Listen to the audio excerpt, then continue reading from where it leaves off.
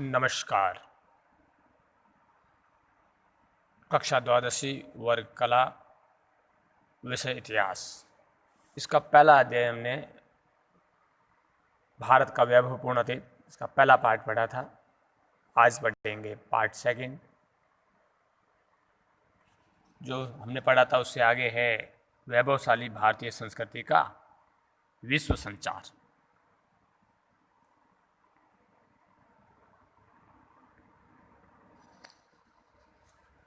प्राचीन काल में जिस संस्कृति ने अपना संपूर्ण विश्व में संचार किया वह है भारतीय संस्कृति।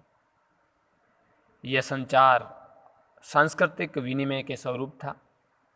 उदाहरण के लिए जैसे चीन की दीवार के उत्तरी दरवाजे पर संस्कृत भाषा में आज भी उल्लेख है कि यक्षों के द्वारा परमेश्वर हमारी रक्षा करे। यह दर्शाता है कि हमारा विश्व संस्कृति पूरे भारत के अंदर नहीं अपितु पूरे विश्व में जो है संस्कृति का प्रचार प्रसार था।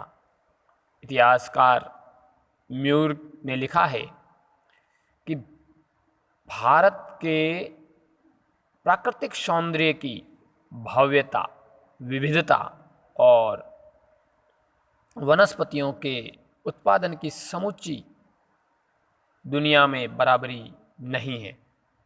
अर्थात भारत जो है प्राचीन काल से ही अपनी संस्कृति का पूरे विश्व के अंदर संचार करता रहा है।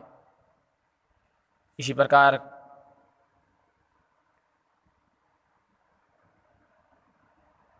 कर्नल अलकाट ने भी कहा है कि मानव संस्कृति का उद्गम स्थल भारतवर्ष को ही माना है। यानी मानव संस्कृति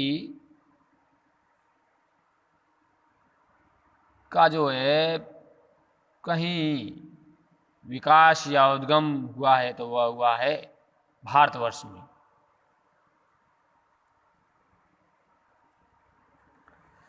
मैक्स मुलर के अनुसार पेरू देश, जिसको वर्तमान में दक्षिणी अमेरिका कहा जाता है, अपने आप को सूर्यवंशी मानते हैं वहाँ के लोग।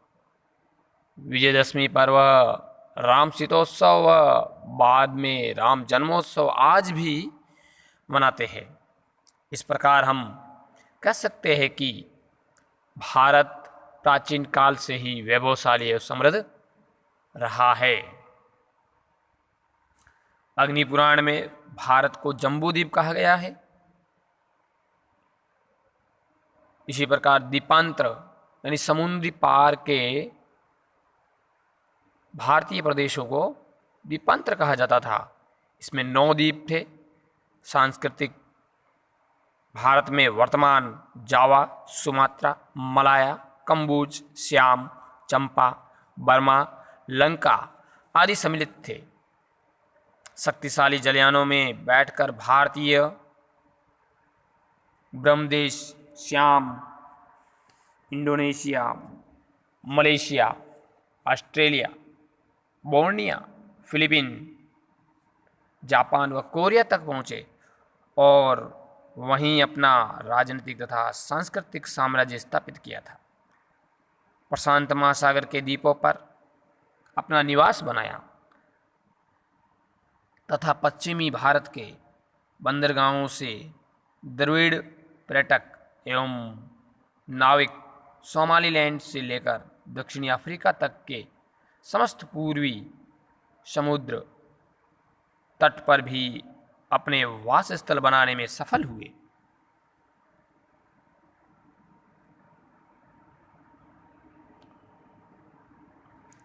इस प्रकार के सुसंस्कृत जन आर्य भारत से विश्व के विभिन्न देशों के जल एवं थल मार्ग से पहुँचे। वहाँ अपने धर्म, संस्कृति और सभ्यता का प्रचार कर वहाँ के निवासियों को भारतीय संस्कृति से परिचित करवाया। जैसे उदाहरण के लिए कौंडिन्य नाम के वीर ने फुनान संस्कृति का निर्माण किया।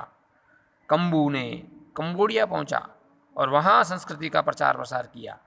चंपा नाम के बलाढ़्य हिंदू राज्य उदित हुए हैं और वहाँ आज भी है। सुमात्रा में श्री विजय के वैभवपूर्ण साम्राज्य का उदय हुआ और अश्ववर्मन नामक साहसी और वीर बोर्निया पहुंचा। आदि हम कह सकते हैं कि भारतीय संस्कृति का प्रचार प्रसार और विकास पूरे विश्व के अंदर रहा।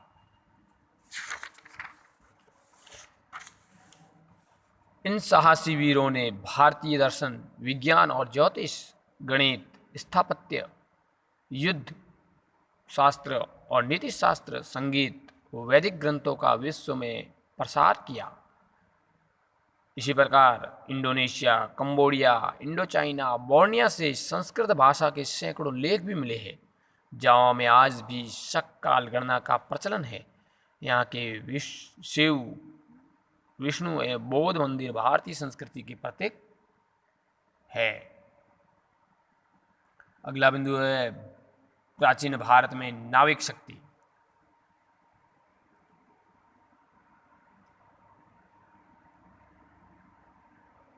इसमें सिंधु प्रदेश में सिंधु नदी में 6000 वर्ष पूर्व चलने वाले जलयानों का उल्लेख विद्वानों ने किया है और संस्कृत में 9 शब्द जलयानों के लिए प्रयोग किया जाता था।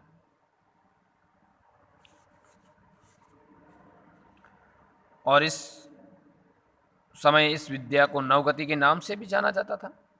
बाद में उर्दू का शब्द नाव 9 शब्द का पर्याय बना और अंग्रेजी का शब्द नेविगेशन इस नवगति शब्द का रूपांतरण भी है।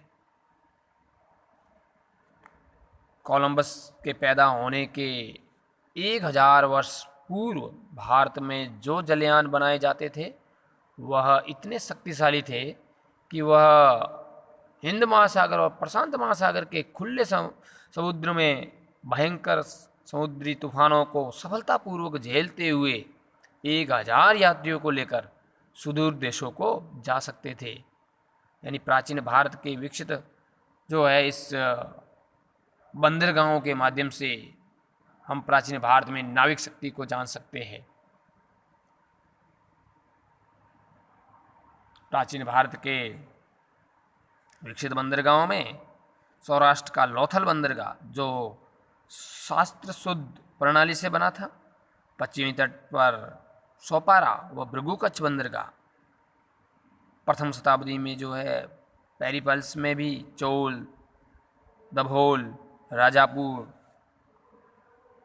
मालवर्ण, गोवा, मछलीपट्टनम व कावेरीपट्टनम आदि बंदरगाहों का उल्लेख है। अरब सागर का प्राचीन नाम रत्नाकर भी मिलता है और बंगाल की खाड़ी का नाम महोदधि भी मिलता है।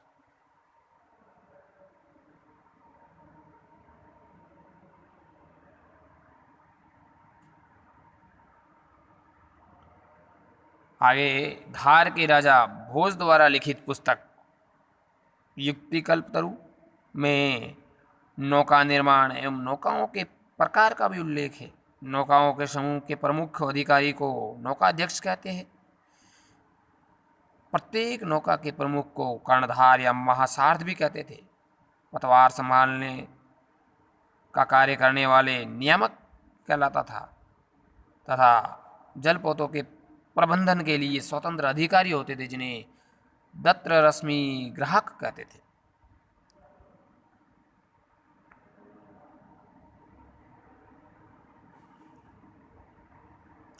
अगला बिंदु है भारत में प्रागैतिहासिक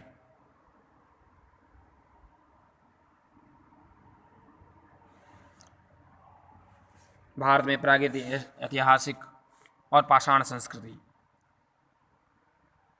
प्राग इतिहास यानी जब से मानव ने पढ़ना लिखना सीखा है तब से लेकर और वर्तमान तक के क्रियाकलापों को इतिहास में शामिल कर सकते हैं तथा इससे पूर्व के यानी जब लिपि का विकास न हुआ था, पढ़ना लिखना नहीं जानता था, उससे पूर्व के मानव के क्रियाकलापों को प्राग इतिहास के अंतर्गत रखा जाता है और इस काल के मानव को पाषाण युगीन मानव भी कहते हैं। इस समय मानव पाषाण के उपकरणों औजारों का प्रयोग करता पाषाण उपकरणों के आधार पर पाषाण काल को 3 भागों में बांट सकते हैं: पूरा पाषाण काल, मध्य पाषाण काल और नव पाषाण काल। इसमें पहला बिंदु है पूरा पाषाण काल। इस काल के औजार आकार में बड़े व मोटे तथा अनगढ़त होते थे, अर्थात उनकी बनावट जो है अनगढ़त थी। मानव जो है कच्चा मांस खाता था तथा जंगलों में रहकर कंदमूल आदि खाता था, और शिकार तो था ही उनका। दूसरा मध्य पाषाण काल। इस काल में पत्थर के जो है औजार का आकार थोड़ा छोटा हो गया, और इन छोटे आकारों के पत्थर को लघुष्म कहा जाना लगा। इसका काल लगभग 12,000 वर्ष पूर्व माना गया है, और इस समय भी मानव जो है शिकार संग्रहण द्वारा अपना भरण पोषण करता था। तीसरा बिंदु है नवपाषाण काल।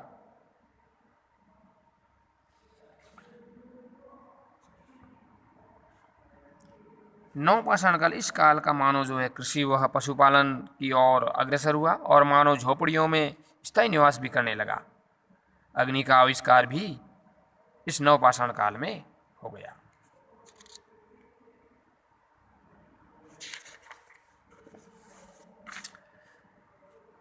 अगला बिंदु है प्रागैतिहासिक शैल कला, यानी आदि मानव में प्रारंभ में आदि मानव अर्थात आदि काल में मानव जो प्रारंभ में पर्वतीय और नदी घाटियों क्षेत्रों में गुफाओं में बने प्राकृतिक आश्रय स्थलों, जिन्हें शैलाश्रय कहा जाता है, वहां निवास करता था, तथा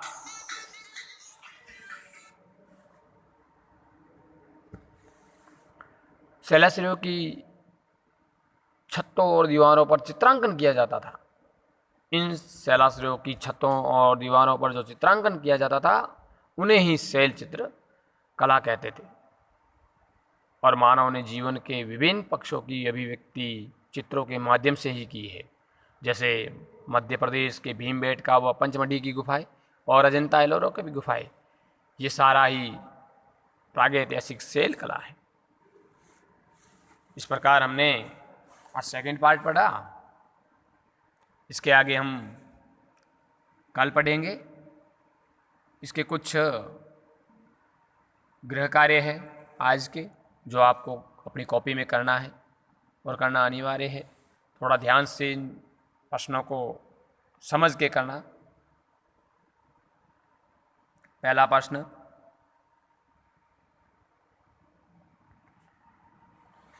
अग्नि पुराण में मानव को क्या कहा गया है? दूसरा प्रश्न है, दीपांतर से क्या अभिप्राय है? तीसरा प्रश्न है, प्राचीन भारत के विकसित बंदरगाहों के नाम लिखने हैं। चौथा प्रश्न है, पाषाण उपकरणों के आधार पर पाषाण काल को कितने भागों में बांटा गया, स्पष्ट करना है, बताना है। थोड़ा बड़ा प्रश्न है। और पांचवा और आखिरी प्रश्न है, प्रागैतिहासिक शैल कला पर टिप्पणी। इस प्रकार ये 5 प्रश्न अपनी कॉपी में कर लेना। आगे बढ़ेंगे कल। नमस्कार।